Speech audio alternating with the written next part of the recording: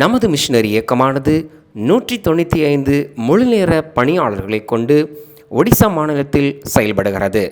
நமது மிஷனரி இயக்கமானது இந்த ஆண்டில் ஒடிசா மாநிலத்தில் 6000 புதிய கிராமங்களுக்கு இயேசுவின் சுவிசேஷத்தை அறிவிக்கவும், ஆலயங்கள் இல்லாத இடங்களில் இந்த ஆண்டு 15 புதிய ஆலயங்களை கட்டவும், 30 புதிய முழுநேர மிஷனரிகளை அனுப்பவும் வேண்டும் என்ற தரிசனத்தோடு செயல்படுகிறது.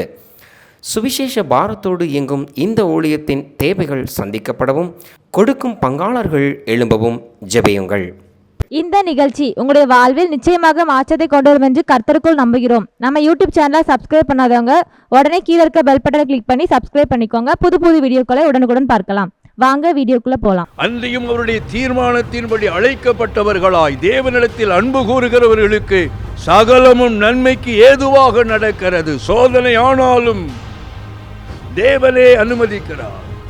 தேவனுடைய சித்தம் இல்லாம உங்க தலையிலிருந்து மயிர் கூட கீழே விழுவதில்லை. ஒரு தகப்பன் தன் பிள்ளையை சிட்சிக்கிறது போலதான் கர்த்தர் தமக்கு பயந்தவர்களை சிட்சிக்க கூடியவராய் இருக்கிறார். ஆண்டவரும் அருமை இரட்சகருமாகிய இயேசு கிறிஸ்துவின் நாமத்தில் வேதமே வெளிச்சம் என்ற நிகழ்ச்சி மூலமாக உங்களை சந்திப்பதில் நான் மிகுந்த மகிழ்ச்சி அடைகிறேன். இந்த நாளிலும் கூட நாம் தியானத்துக்காக எடுத்துக்கொண்ட வேத பகுதி அப்போஸ்தலனாகிய பேதுரு எழுதின முதலாம் நிருபம் 4வது அதிகாரம் 12, 13 2 வசனங்களை நான் வாசிக்கிறேன். பிரியமானவர்களே, உங்களை சோதிக்கும்படி உங்கள் நடுவில் பற்றி எரிகிற அக்கினியை குறித்து ஏதோ புதுமை என்று திகையாமல், கிறிஸ்துவின் மகிமை வெளிப்படும் போது நீங்கள் களி கூர்ந்து மகிழும்படியாக அவருடைய பாடுகளுக்கு நீங்கள் பங்காளிகள் ஆனதால் சந்தோஷப்படுங்கள். பிரியமானவர்களே, இந்த வசனத்தை நாம் பார்க்கும்போது நம் நடுவிலே பற்றி எரியக்கூடிய அக்கினி என்று எழுதியிருக்கிறது. நம் நடுவிலே பற்றி எரியக்கூடிய அக்கினி. அந்த அக்கினி என்ன விதமான அக்கினி? நம்முடைய வாழ்க்கையிலே ஆண்டவர் கொண்டு வருகிற சோதனை என்ற அக்கினி. அதை புதுமை என்று நீங்கள் எண்ணலாகாது. அது புதுமை அல்ல. உலகம் தோன்றின காலத்திலிருந்து தேவனுடைய மனிதர்கள் தேவனாலே சோதிக்கப்பட்டதை நம்ம பார்க்கிறோம். அந்த சோதனையை அற்பமாய் எண்ணக்கூடாதென்று வேதம் சொல்லுகிறது. அந்த சோதனை தான் ஒரு மனிதனுடைய வாழ்க்கையில் நன்மைகளை கொண்டு வரக்கூடியதாக இருக்கிறது. சோதனை என்றாலே நமக்குள்ளே ஒரு விதமான பயம் உண்டாகிறது. பயமானது வேதனை உள்ளது. பயப்படுகிறவன் அன்பிலே பூரணப்பட்டவன் அல்ல என்று வேதம் சொல்லுகிறது. சோதனை நம்முடைய வாழ்க்கையிலே வரும்பொழுது பயப்படக்கூடாது. என்ன விதமான அன்பு அங்கே நமக்கு காண்பிக்கப்படுகிறது? தேவன் பேரிலே வைக்கக்கூடிய அன்பு. பிரியமானவர்களே, ஒரு தகப்பன் தன் பிள்ளையை சிட்சிக்கிறது போலதான் கர்த்தர் தமக்கு பயந்தவர்களை அவர் சிட்சிக்க கூடியவராயிருக்கிறார். நான் உங்களை சிட்சிக்கவில்லை என்றால் நீங்கள் வேசிகளின் பிள்ளைகளாய் அல்லவா இருப்பீர்கள் என்று எழுதியிருக்கிறது. இந்த உலகத்தின் தகப்பன்மார் தங்களுக்கு தெரிந்திருக்கிறபடி கொஞ்ச காலம் உங்களை புடமிடுவார்கள் அல்லது சோதிப்பார்கள். ஆனால் இவரோ நித்திய ஜீவனுக்கு பங்குள்ளவர்களாகும் பொருட்டு நம்மை பரிபூரணப்படுத்தும்படியாக முடிவு வரை நம்மை புடமிடக்கூடியவராக இருக்கிறார். பிரியமானவர்களே, இந்த சோதனையை வேதம் சில இடத்தில் பரீட்சை என்று கூட எழுதியிருக்கிறது. அப்போஸ்தலனாகிய பவுல் சொல்லுகிறார், அவர்கள் விசுவாச பரீட்சைக்கு நில்லாதவர்கள் என்று எழுதியிருக்கிறார். ஒரு கல்லூரியிலேயோ அல்லது பள்ளியிலேயோ படிக்கக்கூடிய மாணவன் தேர்வு எழுதும்போது அதிலே தோல்வி அடைந்தால் மறுபடியும் அவன் எழுதி அதிலே தேறின பின்பு அவன் ப்ரொமோஷன் ஆவான், மேல் வகுப்புக்கு கடந்து போவது உண்டு. அதே போல தான் நம்முடைய ஆவிக்குரிய வாழ்க்கையும் கூட. நாம் ஒரு காரியத்திலே தோல்வி அடைந்து விட்டால் அல்லது தேவன் நமக்கு நேராக கொண்டு வருகிற சோதனையிலே தோல்வி அடைந்து விட்டோமானால் நாம் மறுபடியும் அந்த சோதனையை சந்திப்போம். ஏனென்றால் தேவன் நமக்குள்ளே வைத்திருக்கிற விசுவாசமானது சோதிக்கப்பட்டே ஆக வேண்டியது அவசியமாக இருக்கிறது. ஆண்டவர் மேலே நாம் வைத்திருக்கிற அன்பு சோதிக்கப்பட வேண்டியதாக இருக்கிறது. சோதனை காலத்திலே உலகமா அல்லது ஆண்டவரா என்ற சூழ்நிலைக்குள்ளே நாம் தள்ளப்படுகிறோம். அங்கே நாம் தீர்மானம் எடுக்கக்கூடியவராக இருக்கிறோம். ஆகவே பிரியமானவர்களே, நம்முடைய வாழ்க்கையிலே நம்மை சூழ நெருங்கி நிற்கிற அக்கினி, தேவனால் அனுப்பப்படுகிற அக்கினி, அதை புதுமை என்று எண்ணாமல் நமக்கு முன்னே மரித்து தேவனுடைய ராஜ்யத்திலே கடந்து போன, உலகம் தோன்றின காலத்தில் இருந்து கர்த்தராலே வழிநடத்தப்பட்ட பரிசுத்தவான்கள், தேவனுடைய பக்தர்கள் அத்தனை பேரும் இந்த அக்கினியின் உக்கிரத்தை சந்தித்தார்கள். அதிலே அவர்கள் ஜெயித்தார்கள். நாமும் கூட ஜெயிக்க வேண்டும். பாடுகள் நம்முடைய வாழ்க்கையிலே தேவனால் அனுமதிக்கப்படக்கூடியதாக இருக்கிறது. பிரியமானவர்களே, ஒரு குடும்பத்திலே ஒரு அருமையான சகோதரர் தன் மகளுக்கு நல்ல ரொம்ப மேன்மையாக திருமணத்தை செய்து வைத்தார்.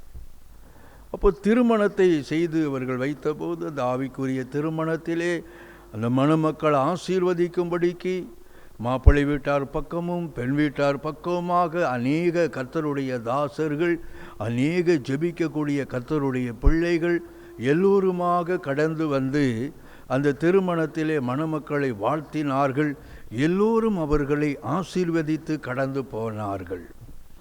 ஆனால் அந்த திருமண வாழ்க்கையை பார்க்கும்போது கிட்டத்தட்ட ஒரு 6 மாதம் கடந்த பின்பு அந்த பெண் வீட்டார் மிகுந்த மன உளைச்சலுக்குள்ளானார்கள்.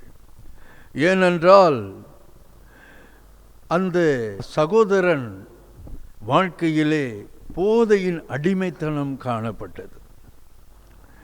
அப்போ முன்பு அவன் போதையின் அடிமைத்தனத்திலே இருந்தான், அதிலிருந்து மனம் திரும்புதலை பெற்றுக்கொண்டான் என்று அவன் சபையிலே சாட்சி சொல்ல எல்லோரும் கேள்விப்பட்டிருந்தார்கள். ஆனாலும் அவன் பழைய பாவத்திற்கே அவன் திரும்பினான். அது அந்த பெண் வீட்டாருடைய வாழ்க்கையிலே மிகுந்த சமாதான குறைவை கொண்டு வந்தது. போதையோடு மாத்திரமல்ல, அதோடு சேர்ந்து இன்னும் அநேக பாவம் அவனை தொற்றி கொண்டது. இப்பொழுது பாருங்கள், மகிழ்ச்சியாக நடந்த அந்த திருமணம், இரு குடும்பத்தாரும் விசுவாசிகள், ஒருவரோடு ஒருவர் சண்டையிட்டு கொண்டார்கள், காவல் நிலையத்திற்கு போனார்கள், கடைசியாக நீதிமன்றத்திற்கே சென்று விட்டார்கள். பெண் வீட்டார் பகுதியிலே இனி என்னுடைய மகளுக்கு இவன் தேவையே இல்லை என்ற ஒரு முடிவுக்கே அவர்கள் வந்துவிட்டார்கள். சில மாதங்கள் அப்படியே உருண்டு ஓடிக்கொண்டே இருந்தது. படிப்படியாக அவர்கள் நம்பிக்கை அற்றவர்களாகி போனார்கள். பலமுறை பேச்சுவார்த்தை நடத்தியும் கூட அது தோல்வியிலேயே முடிந்துவிட்டது. ஏனென்றால் அந்த சகோதரன் பெண் வீட்டாருடைய ஆலோசனைக்கு உடன்படுவதாக இல்லை. அவன் வெளிப்படையாக சொல்லிவிட்டான், நான் போதை உபயோகப்படுத்தத்தான் செய்வேன், உங்களுக்கு விருப்பமானால் உங்களுடைய பிள்ளையோடு நான் வாழ்கிறேன், அப்படி இல்லை என்றால் எனக்கு அந்த வாழ்க்கை தேவையில்லை என்றே அவன் உறுதியாய் சொல்ல துவங்கினான். அவனுக்காக அநேகர் உட்கார்ந்து நேரத்தை செலவு பண்ணி அவர்கள் பேசி பார்த்தும் எந்த ஒரு நன்மையும் அங்கே நடக்கவே இல்லை. இரு வீட்டாரும் அப்படியே விலகி போனார்கள். ஒருவரை ஒருவர் அவர்கள் கடும் கோபமாக வார்த்தை மீறலாலே ஒருவரை ஒருவர் காயப்படுத்தி கொண்டார்கள், கடந்து போனார்கள். பிரியமானவர்களே, அவர்கள் இருக்கக்கூடிய அந்த பட்டணத்திற்கு நான் ஊழியத்திற்காக சென்றிருந்தேன். அப்பொழுது ஒரு நாள் அந்த பெண் வீட்டார் என்னை சந்திக்கும்படிக்கு வந்தார்கள். நடந்ததை எல்லாம் விவரமாக என்னிடத்திலே சொன்னார்கள். அவர்கள் அதை சொல்லி, நாங்கள் முடிவாக டைவர்ஸ் பண்ணிவிடலாம் என்று தீர்மானிக்கிறோம் என்று சொன்னார்கள். உங்களுடைய ஆலோசனை எங்களுக்கு தேவை. 3 நாட்களும் நாங்கள் வசனத்தை கேட்டோம். அதனால் உங்களிடத்தில் ஒரு நல்ல ஆலோசனை கிடைக்கும் என்று எதிர்பார்த்து தான் வந்தோம் என்று சொன்னார்கள். நான் அவர்களுக்கு கர்த்தருடைய ஆலோசனையாக சொன்னேன், டைவர்ஸ் என்ற முடிவுக்கு நீங்கள் வந்தால் நீங்கள் விசுவாசத்திலிருந்து விழுந்து போகிறீர்கள். இது உங்கள் நடுவிலே பற்றி எரிகிற அக்கினி. அவ்வளவுதான் முடிந்தது என்ற இடத்திலே ஒரு துவக்கத்தை கர்த்தர் உண்டாக்குவார்.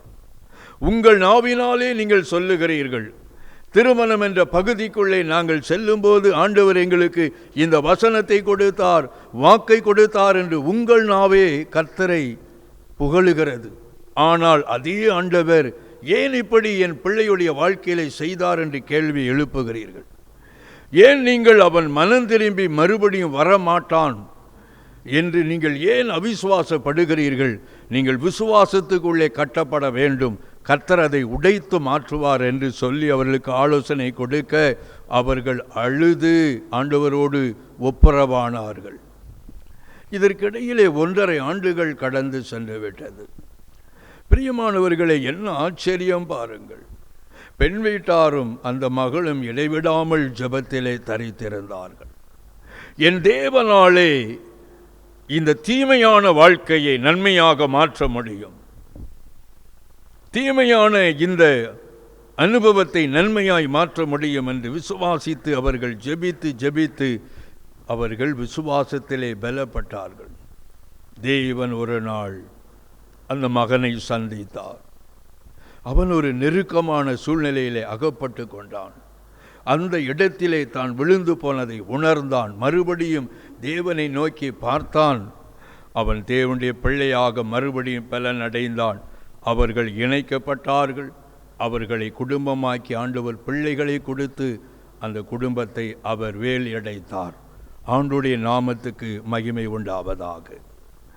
உங்கள் நடுவிலே பற்றி எரிகிற அக்கினியை குறித்து நீங்கள் புதுமை என்று எண்ண வேண்டாம், புதுமை என்று சிந்திக்க வேண்டாம். எல்லோருடைய வாழ்க்கையிலும் இந்த அக்கினி பரீட்சிக்கத்தான் செய்கிறது. எல்லோரும் நாம் இந்த பாதை வழியாக கடந்து போகத்தான் வேண்டும். உலகத்தின் முடிவு நாட்களிலே நாம் விசுவாசத்தோடு நம்முடைய ஓட்டத்தை முடித்தோமானால் நியாய தீர்ப்பின் நாளிலே நாம் கம்பீரமாய் தேவனுடைய முகத்தை பார்ப்போம். அங்கே புகழ்ச்சியும் கனமும் நம்முடைய வாழ்க்கையிலே உண்டாகி இருக்கும். ஏனென்றால் சிலருடைய ஓட்டம் அவிசுவாசத்திலே போய் முடிந்து விடுகிறது. ஆம் பிரியமானவர்களே, கிறிஸ்துவுக்குள்ளே வந்த பிறகும் என் வாழ்க்கையில் பாடுகள் வருகிறது, நெருக்கங்கள் வருகிறது, போராட்டங்கள் வருகிறது, ஏன் என்று கேள்வி எழுப்புகிறோம். தானியேலுடைய புஸ்தகம் அங்கே 3வது அதிகாரத்தை நாம் பார்க்கும் பொழுது அங்கே தானியேல் பாபிலோன் தேசத்திலே தன்னுடைய சகோதரர்களோடு கூட அந்த தேசத்தின் அரண்மனையில் கர்த்தராலே நியமிக்கப்பட்டார்கள். ஒரு விசை அங்கே பாபிலோன் தேசத்தை ஆண்ட நேபுகாத்நேச்சார் துரா என்று சொல்லக்கூடிய சமபூமியிலே மிகப்பெரிய 60 முழ உயர பொற்சிலை ஒன்றை உண்டாக்கி வைத்தான். அதை உண்டாக்கி வைத்து அவனுடைய ராஜ்ய பாரத்துக்கு கீழே இருக்கக்கூடிய எல்லா ஜனங்களும் அதிகாரிகளும் எல்லா மந்திரிமார்கள் பிரபுக்கள் ஆலோசனைக்காரர்கள் அத்தனை பேரும் கூடும்படி செய்தான். இசைகள் இசைக்கும் நேரத்தில் அந்த பொற்சிலைக்கு முன்பாக எல்லோரும் தாழ விழுந்து வணங்க வேண்டும். இந்த கட்டளையை மீறினால் எரிகிற அக்கினி சூளையிலே அவர்கள் போடப்படுவார்கள். ஒரு பக்கம் அங்கே அக்கினி ஜுவாலை எரிந்து கொண்டிருக்கிறது. வேத ஆராய்ச்சி புத்தகத்திலே பார்த்தால் அந்த அக்கினியினுடைய உயரம் 48 மீட்டர் உயரம் எரிந்ததாக ஆராய்ச்சி சொல்லுகிறது. அப்போ எவ்வளவாய் ஜுவாலித்து எரிந்திருக்கும் பாருங்கள். அவ்வளவு ஒரு உயரமாக எரிந்து கொண்டிருக்கிற ஒரு அக்கினி. அந்த சமயத்திலே எல்லா நாதஸ்வரம் கிண்ணறம் எல்லாவற்றையும் அவர்கள் இசைக்க எல்லோரும் முகங்குப்பர விழுந்து வணங்கினார்கள். சாத்ராக் மேஷாக் ஆபேத்நேகோ 3 பேர் மாத்திரம் அங்கே அந்த பொற்சிலைக்கு முன்னே தாழ விழவில்லை. அவர்கள் நிமிர்ந்து நின்றார்கள். அதை கண்ட அதிகாரிகள் அதை ராஜாவினிடத்திலே போய் சொல்லுகிறார்கள். சாத்ராக் மேஷாக் ஆபேத்நேகோ, இவர்கள் 3 பேரும் உம்முடைய கட்டளையை மீறினார்கள் என்று சொன்னவுடனே ராஜா மிகுந்த கோபம் அடைந்தார். இன்னொரு விசை அந்த மேள தாளங்கள் எல்லாம் இசைக்கப்படட்டும், அவர்களுக்கு இன்னொரு சந்தர்ப்பம் கொடுப்போம். 2வது விசையும் அப்படியே செய்யப்பட்டது. ஆனாலும் அவர்கள் தாழ விழவே இல்லை. மாறாக ராஜாவுக்கு முன்பாக அவர்கள் சொன்ன காரியம் என்ன தெரியுமா? தானியேலின் புஸ்தகம் 3ஆம் அதிகாரம் 17, 18 2 வசனங்களை நான் உங்களுக்காக வாசிக்கிறேன். நாங்கள் ஆராதிக்கிற எங்கள் தேவன் எங்களை தப்புவிக்க வல்லவராயிருக்கிறார். அவர் எரிகிற அக்கினி சூளைக்கும் ராஜாவாகிய உம்முடைய கைக்கும் நீங்களாக்கி விடுவிப்பார். அவர் விடுவிக்காமற் போனாலும் நாங்கள் உம்முடைய தேவர்களுக்கு ஆராதனை செய்வதுமில்லை, நீர் நிறுத்தின பொற்சிலையை பணிந்து கொள்வதுமில்லை என்கிறது ராஜாவாகிய உமக்கு தெரிந்திருக்க கடவது என்றார்கள். இந்த வார்த்தையை சொன்னவுடனே நேபுகாத்நேச்சார் கடும் கோபம் கொண்டான். ஏனென்றால் அவனுடைய ராஜ்ய பாரம் பலமாயிருந்தது. 100 தேசங்களுக்கு மேலே அவனுடைய ஆளுகைக்கு கீழே இருந்தது. தானியேல் நியமிக்கப்பட்ட நாளை பார்க்கும் பொழுது 120 தேசத்தின் அதிபதிகள் இருந்தார்கள் என்று எழுதப்பட்டிருக்கிறது. அவ்வளவாய் வானத்துக்கு கீழே நேபுகாத்நேச்சாரின் ராஜ்ய பாரம் அப்படியே பரவி இருந்தது. சமுத்திரத்தை போல அவன் ராஜ்ய பாரம் பரவி உறுதிப்பட்டிருந்தது. ஆகவே அவன் மிகுந்த பெருமை உள்ளவனாயிருந்தான். அவன் கடும் கோபம் கொண்டு சூளையை இன்னும் அதிகமாக சூடேற்றுங்கள் என்று சொல்ல அவர்கள் நெருப்பை இன்னும் அதிகமாய் பற்ற வைத்தார்கள். அப்பொழுது சாத்ராக் மேஷாக் ஆபேத்நேகோ அவர்கள் 3 பேரையும் கட்டி அந்த அக்கினியிலே கொண்டு போய் போடும்படிக்கு போனார்கள். அக்கினியிலே அவர்களை தூக்கி கொண்டு போய் போட்டு புருஷர்கள் அக்கினியினாலே அவர்கள் சேதமடைந்து அங்கேயே விழுந்து செத்தார்கள். அவ்வளவாய் அக்கினியின் உக்கிரம் இருந்தது. அதன் அருகிலே நெருங்க முடியவில்லை. ஆனால் சாத்ராக் மேஷாக் ஆபேத்நேகோ அந்த 3 பேரை தூக்கி அந்த நெருப்புக்குள்ளே போட்டபோது அங்கே மிகப்பெரிய ஒரு அதிசயம் நடந்ததை நாம் வேதத்திலே பார்க்கிறோம். தானியேலின் புத்தகம் 3ஆவது அதிகாரம் 24, 25. அப்பொழுது ராஜாவாகிய நேபுகாத்நேச்சார் பிரமித்து தீவிரமாய் எழுந்திருந்து தன் மந்திரிமார்களை நோக்கி, 3 புருஷரை அல்லவோ கட்டுண்டவர்களாக அக்கினியிலே போடுவித்தோம் என்றான். அவர்கள் ராஜாவுக்கு பிரதியுத்தரமாக ஆம் ராஜாவே என்றார்கள். அதற்கு அவன், இதோ 4 பேர் விடுதலையாய் அக்கினியின் நடுவிலே உலாவுகிறதை காண்கிறேன். அவர்களுக்கு ஒரு சேதமும் இல்லை. 4ஆம் ஆளின் சாயல் தேவ புத்திரனுக்கு ஒப்பாயிருக்கிறது என்றான். பிரியமானவர்களே, அக்கினியின் நடுவிலே சாத்ராக் மேஷாக் ஆபேத்நேகோ கட்டுண்டவர்களாய் தூக்கி போடப்பட்டார்கள். அவர்கள் தூக்கி போடப்பட்ட போது அக்கினி சூளை எரிந்து கொண்டிருக்கிறது. அக்கினிக்குள்ள உள்ள போட்டா அதோடு சுருண்டு உள்ளே விழுந்து விடுவார்கள். ஆனால் அக்கினி எரியும் போது பாருங்கள், அதற்கு நடுவிலே ஒருவர் இருந்தாலும் அந்த அக்கினி தெரியாது. அக்கினிக்கு மத்தியில் இருந்தால் தெரியாது.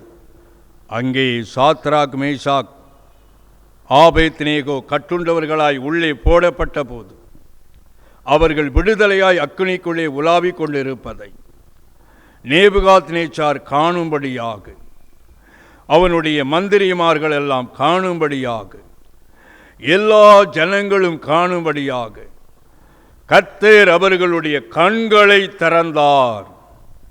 அக்கினிக்கு நடுவில் ஒருவர் இருந்தால் தெரியாது, ஆனால் கண்கள் அங்கே திறக்கப்பட்டது. அவர்கள் நான்காம் நபர் தேவன் அங்கே அவர்கள் நடுவிலே உலாவுவதை கூட அவர்கள் கண்டார்கள். ஒரு பெரிய அதிசயமே நடந்தது. அவன் அப்படியே ஓடி போனான். அக்கினிக்கு நடுவில் இருந்து அவர்களை தூக்கி எடுத்தார்கள். அவர்கள் தூக்கி எடுத்த போது அக்கினியினுடைய வாசனை கூட அவங்க மேலே இல்லை, அந்த ஸ்மெல் இல்லை. எப்படி தூக்கி போடப்பட்டார்களோ அப்படியே வெளியே எடுக்கப்பட்டார்கள். அதே அதிகாரத்தின் கடைசி பகுதியை நாம் பார்க்கும் பொழுது சாத்ராக், மேஷாக், ஆபேத்நேகோ என்பவர்கள் மாகாணங்களிலே தலைவர்களாய் நேபுகாத்நேச்சாராலே உயர்த்தப்பட்டார்கள். உயர்வு ஒரு மனிதனுடைய வாழ்க்கையிலே வர வேண்டுமானால் பாடுகள் ஒரு மனிதனை சந்திக்கத்தான் வேண்டும். வேதாமத்திலே தேவதாசர்களை நீங்கள் பாருங்கள்.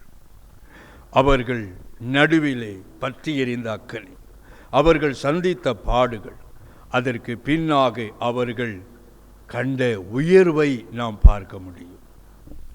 பிரியமானவர்களே, உங்கள் வாழ்க்கையில் கர்த்தர் உங்களை உயர்த்த வேண்டுமானால் உங்கள் நடுவிலே பற்றி எரிகிற அக்கினி, தேவன் அனுமதிக்கிற சோதனையின் நாட்களிலே உங்கள் விசுவாசம் பலவீனப்பட்டு போய்விடக்கூடாது. உங்கள் விசுவாசம் பலமுள்ளதாயிருக்க வேண்டும். ஏனென்றால் தேவனுடைய சித்தம் இல்லாமல் ஒரு மனிதனுடைய வாழ்க்கையிலே மயிராகிலும் கீழே விழாது. சோதனையை ஆண்டவர் சாதனையாக மாற்றக்கூடியவர்.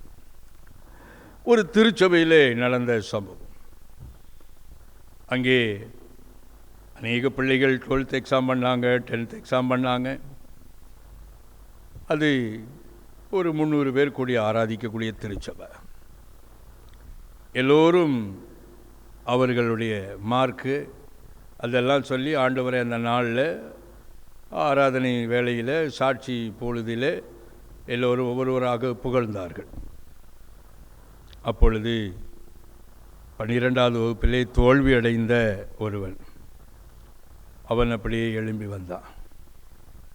அவன் எழும்பின உடனே சபையார் எல்லாருமே சிரிக்க ஆரம்பித்தார்கள். ஏனென்றால் அவன் 12th ஃபெயிலு, அவன் 2 பாடம் ஃபெயிலு என்பதை எல்லோருமே அறிந்திருந்தார்கள். அவன் சாட்சி சொல்ல நின்ற உடனே சபை எல்லாருமே சிரிக்க ஆரம்பித்தாங்க. இவன் என்ன சொல்ல போகிறான்? அவன் சொன்னான், ஆண்டவருடைய நாமத்துக்கு மகிமை. 2 சப்ஜெக்டை தவிர மீதி எல்லாவற்றிலும் கர்த்தர் எனக்கு ஜெயத்தை கொடுத்தார், ஆண்டவருடைய நாமத்துக்கு ஸ்தோத்திரம் என்று சொல்லி அந்த வாலிபன் போய் உட்கார்ந்தான். எல்லோரும் ஆச்சரியப்பட்டார்கள். தேவனுடைய கண்கள் அதை கண்டது. 2 பாடத்தில் அவனுக்கு ஜெயத்தை ஆண்டவர் கொடுக்கலை. ஆனால் ஜெயத்தை கொடுக்காவிட்டாலும் அவன் ஆண்டவரை துதிக்கும்படியாக எழுந்து அவருடைய சமூகத்திலே அவருக்கு முன்பாக நின்றதை ஆண்டவர் பார்த்தார். அந்த நாளிலே தானே தேவன் அவன் மேல் மனது உருகினார். மற்றவங்கெல்லாம் மேல் படிப்புக்கு கடந்து போனாங்க. அவன் பாருங்க, ரியல் எஸ்டேட் செய்யக்கூடிய ஒரு மனிதருக்கு கீழே வேலைக்கு போனான். சிறுவனாக இருந்த அவன் எடுபடி வேலையிலிருந்து அங்கே செய்ய துவங்கினான். சில ஆண்டுகள் அப்படியே கடந்து போனது. அவன் அந்த தொழிலை நன்றாய் கற்றுக்கொண்டான். பின்னாட்களிலே அவன் ஒரு பெரிய அளவில் ரியல் எஸ்டேட் பிஸ்னஸ் பண்ணி ஆசீர்வாதமாய் கர்த்தராலே உயர்த்தப்பட்டான். என்ன ஆச்சரியம் பாருங்கள். அவர்கள் இருந்த சபை ஒரு சின்ன ஆலயம். பொருளாதாரத்தில் மிகவும் பலவீனப்பட்ட ஒரு திருச்சபை. ஆனால் அந்த தம்பியை கர்த்தர் ஆசீர்வதித்த போது அவன் ஒருவனாய் நின்று அவர்கள் ஆராதிக்கிற அந்த ஆராதனை கூடத்தை அவ்வளவு அழகாய் அதை கட்டி அதை பிரதிஷ்டை செய்தார்கள். இப்போ அந்த தம்பி தான் ஸ்பான்சர் பண்ணியிருக்கிறான். அவனுக்கு கொஞ்சம் நேரம் சாட்சி நேரம் கொடுத்தார்கள். அந்த ஆலய பிரதிஷ்டை நாளிலே அவன் தேவ சமூகத்திலே கண்ணீரோடு கூட நின்றான். எல்லோரும் அவனுடைய பின்பகுதியை மறந்து விட்டார்கள். ஆனால் அவன் மறக்கவே இல்லை. இதே இடத்துல 5 வருஷத்துக்கு முன்னால் 12th 2 சப்ஜெக்ட் தோல்வி அடைந்து, ஆனாலும் ஆண்டவர் கொடுத்த மீதம் சப்ஜெக்ட் வெற்றியை நான் பகிர்ந்து கொண்டேன். ஒரு பக்கம் என்னுடைய கண்ணீரை நான் காண்பிக்காவிட்டாலும், ஆனால் மறைவிலே என்னுடைய கண்ணீரை என் தேவன் கண்டார். இன்றைக்கு படித்து அவர்களெல்லாம் பெரிதாக சாதிக்கவில்லை. அந்த நாளிலே என்னோடு கூட சாட்சி சொன்னவர்கள் பெரிதாக சாதிக்கவில்லை. ஆனால் தோல்வியை சந்தித்த என்னை கர்த்தர் இந்த ஆலயத்தையே கட்டும்படியான கிருபையை கொடுத்தார் என்று அவன் தேவ சமூகத்திலே சாட்சி சொல்லி தேவனை மகிமைப்படுத்தினான். என கருமையான சகோதரனே, சகோதரியே, ஒருவேளை தோல்வியோடு கூட நீ உட்கார்ந்து கொண்டு இருக்கிறாயா? இழப்புகளோடு கூட நீ இந்த இடத்துல இருக்கிறாயா? வேதனையோடு இந்த நிகழ்ச்சியை பார்த்து கொண்டு இருக்கிறாயா? ஐயோ, நான் எல்லாவற்றையும் இழந்து விட்டேனே, இனி இழப்பதற்கு என்ன இருக்கிறது? என்னுடைய பேர் பெருமை எல்லாத்தையும் நான் இழந்து இன்றைக்கு தரைமட்டமான நிலையில் இருக்கிறேனே என்று ஒருவேளை கண்ணீரோடு இந்த நிகழ்ச்சியை நீ பார்த்து கொண்டு இருக்கிறாயா? உன்னை கை கொடுத்து தூக்கும்படியாக நீ அனுபவித்து கொண்டிருக்கிற அக்கனியிலே, உன்னை சூழ பற்றி எரிந்து கொண்டிருக்கிற அக்கனியிலே, சாத்ராக் மேஷாக் ஆபேத்நேகோவை போல உன்னை தூக்கி அரியணையிலே வைக்கும்படியாக ஒரு கரம் இறங்கி கொண்டிருக்கிறது என்பதை மறந்து போகாதே. ஒரு கரம் உனக்கு நேராக நீட்டப்படுகிறது. அவர் உன்னை தூக்கி எடுக்கும்படியாக வந்திருக்கிறார். ஏனென்றால் அந்த அக்கனியை அனுமதித்தது தேவன். அன்றையும் அவருடைய தீர்மானத்தின்படி அழைக்கப்பட்டவர்களாய் தேவனிடத்தில் அன்பு கூறுகிறவர்களுக்கு சகலமும் நன்மைக்கு ஏதுவாக நடக்கிறது. சோதனை ஆனாலும் தேவனே அனுமதிக்கிறார். தேவனுடைய சித்தம் இல்லாம உங்க தலையிலிருந்து மயிர் கூட கீழே விழுவதில்லை. என்று ஆண்டவர் உங்களை ரட்சித்தாரோ அன்றிலிருந்து அவர் உங்களை சூழ அவர் மூடி மறைத்து கொண்டவராயிருக்கிறார். ஆம் பிரியமானவர்களே, ஆண்டவர் இந்த வேதனையை உங்கள் வாழ்க்கையிலே ஜெயமாக மாற்றுவார். ஆகவே பாடுகளுக்கு பின்னாக மகிமை உங்களுக்காக காத்து கொண்டிருக்கிறது. விசுவாசத்தோடு இருங்கள். கர்த்தர் பெரிய காரியங்களை செய்வார். நான் உங்களுக்காக ஜெபிக்க போகிறேன். தகப்பனே, நன்றியோடு உம்மை துதிக்கிறேன், உம்மை ஸ்தோத்தரிக்கிறப்பா.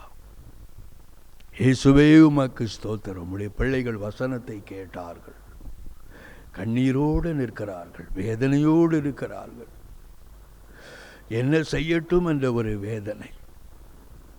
என்னால் சகிக்க முடியலையே, என் பிள்ளை படுக்கையில் கிடக்கிறத பார்க்கும்போது என்னால் சகிக்க முடியலையே, என் பிள்ளை வாழ்க்கை இழந்து வீட்டில் இருப்பதை பார்க்கும் பொழுது என்னால் தாங்கிக் கொள்ள முடியவில்லையே, ஐயோ நான் என்ன செய்யட்டும் என்று வேதனையோடு இருக்கிற அருமையான சகோதரனே, சகோதரியே, இயேசுடைய கரம் உங்களை தூக்கி எடுக்கும்படியாக உங்கள் வீட்டுக்குள்ளே கடந்து வருகிறது. உங்கள் விசுவாசத்தை பலப்படுத்தத்தான் ஆண்டவர் இந்த பாடுகளை அனுமதித்தார். ஓ லார்ட், நீ விசுவாசித்தால் தேவனுடைய மகிமையை காண்பாய் என்று கர்த்தர் சொல்லுகிறார். இந்த நேரத்தில் உங்கள் வீடுகளுக்குள்ள கர்த்தருடைய வல்லமை இறங்கி வருகிறது. இந்த பாடுகள் உன்னை உயர்த்துவதற்காகத்தான் மகளே. இந்த நெருக்கங்கள் உன்னை உன்னதத்திலே வைப்பதற்காகத்தான் மகனே. கர்த்தர் உன்னை ஆசீர்வதிக்கும்படிதான் இந்த பாடுகளை உன் வாழ்க்கையில் அனுமதித்திருக்கிறார். இதற்கு பின்னாக உன் தலையை நான் உயர்த்துவேன் என்று கர்த்தர் சொல்லுகிறார். கர்த்தருடைய வல்லமை இறங்கி வருகிறது. ஐயோ, நான் பாவத்தில் விழுந்து விட்டேனே, பாவ சோதனையில் தோல்வி அடைந்து விட்டேனே, கலங்கி தவித்து கொண்டிருக்கிற மகளே, கர்த்தருடைய கரம் உன்னை தூக்கி எடுக்கிறது. எந்த இடத்துல விழுந்தாயோ அந்த இடத்திலே உன்னை ஒரு பரிசுத்தமான பாத்திரமாய் கர்த்தர் தூக்கி நிறுத்த வல்லமையுள்ளவர். இயேசுடைய கரம் உன்னை தொடுகிறது. கர்த்தருடைய வல்லமை வீடுகளுக்குள்ளே இறங்கி வருகிறது. நன்றி செலுத்துகிறேன். விசுவாச ஆவியினாலே ஒவ்வொருவரை நிரப்புகிறதற்காக நன்றி. ஆமென். இயேசுடைய வல்லமை இறங்கி வருகிறது. குடும்பங்களுக்குள்ளே போராடி கொண்டிருக்கிற பொல்லாத பிசாசின் வல்லமைகள் எப்பொழுதும் இருதயத்தில் நீ ஜெபித்து எண்ணத்தை கண்டாய், நீ ஆலயத்துக்கு போய் என்ன நன்மையை பார்த்தாய் என்று இரவும் பகலும் போராடுகிற பொல்லாத பிசாசின் கிரியைகள் எல்லாம் இயேசுவின் நாமத்தில் அழிக்கப்பட்டு போவதாக. இயேசுவே, நன்றி செலுத்துகிறோம். வீடுகளுக்குள்ளே விசுவாச ஆவியினாலே நிரப்புவீராக. நன்மைகள் கடந்து வரட்டும். உம்முடைய பிள்ளைகளை பலப்படுத்தி ஆசீர்வதிப்பீராக. உம்முடைய பலத்த கரத்தில் நான் ஒப்புக் கொடுக்கிறேன். ஆண்டவர் பொறுப்படுங்க. இயேசுவின் நாமத்தில் பிதாவே, ஆமென். 1998 ஆரம்பிக்கப்பட்ட நமது கல்வாரி சுவிசேஷ மிஷனரி இயக்கமானது ஒடிசா மாநிலத்தை தலைமையிடமாக கொண்டு ஒடிசா மாநிலத்தில் 6 மாவட்டங்களில் 176 மிஷனரிகளை கொண்டு 13 இன மக்கள் மத்தியில் ஒவ்வொரு மாதமும் 500 புதிய கிராமங்களை சந்திக்க வேண்டும் என்ற மேலான தரிசனத்தோடு சுவிசேஷ பணியினை செய்து வருகிறது. தேவனுடைய ஆலயங்கள் இல்லாத இடங்களில் தேவனுடைய வார்த்தையை அறிவித்து நமது ஊழியத்தின் மூலம் ஆலயங்கள் கட்டப்பட்டு வருகிறது.